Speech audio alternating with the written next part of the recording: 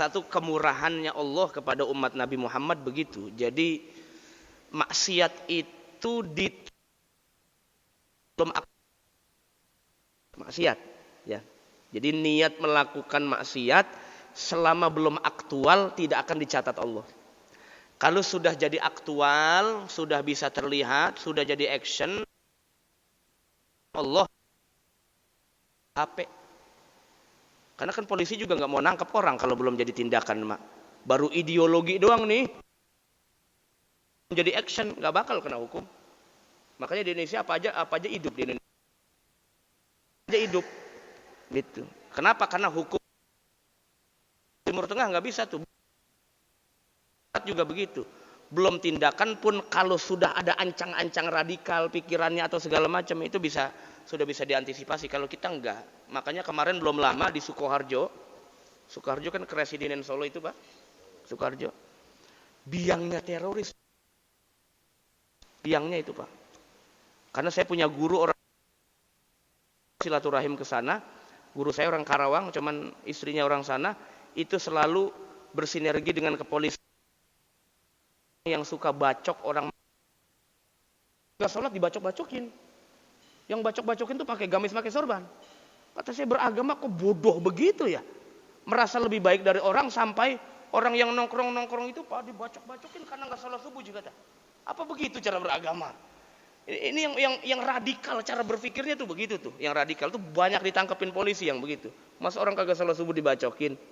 Kita ngatain aja nggak boleh, dosa. Apalagi makai ngebunuh orang. Cuman gara-gara dasar agama. Itu salah memahaminya. Ya.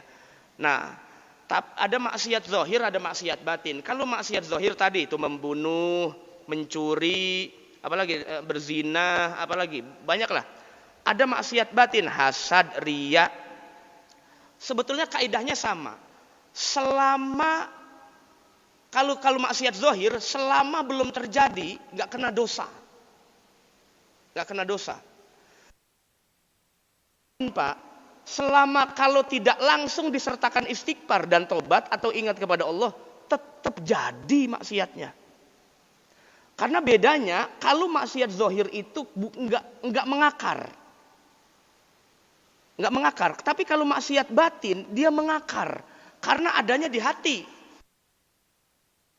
Disitulah rahasianya kenapa pembunuh 100 Allah daripada ahli ghibah enggak dimaafkan Allah. Kenapa pelacur lebih mudah dimaafkan Allah daripada ahli ghibah dimaafkan Allah? Karena dosa zahir itu beda kelas. Kelasnya lebih rendah daripada dosa batin. Kalau kemudian riya itu mah sudah terbesit aja udah jadi aktual namanya kalau maksiat batin. Nah, cara antisipasinya bagaimana? Kalau sudah terasa di sini bahasa ujub, langsung Bapak tiban pakai istighfar. Langsung Bapak tiban pakai berlindung kepada Allah. Fasta'iz billah, a'udzubillahi minasyaitonir rajim. Kalau maksiat zahir bertobat. Bertobat ya secara af'al karena dia kan zahir, maka Bapak tobatnya harus zahir juga.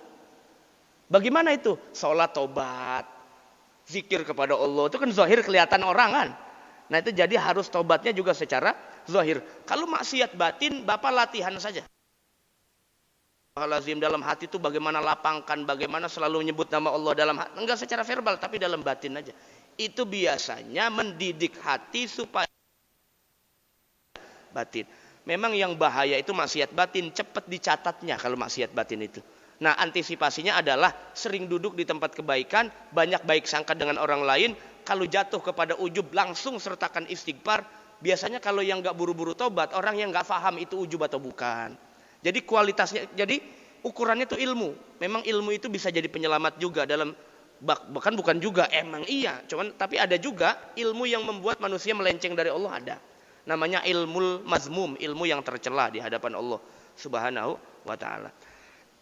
Jadi begitu, aktualnya dicatat Allah, tidak jadi aktual juga dicatat, tidak dicatat oleh Allah.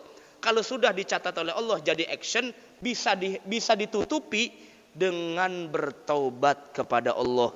Kalau maksiat batin mau aktual atau enggak, kalau sudah terlintas dalam hati, sudah dicatat langsung. Itu bahayanya maksiat batin. Maksiat batin bahayanya daripada maksiat zahir. Buru-burulah beristighfar kalau ada ujub di dalam hati, kalau ada rasa sombong di dalam hati, supaya nanti rontok. Ya, jadi menyeimbangkan apa yang ada dalam hati kita. Itu Pak.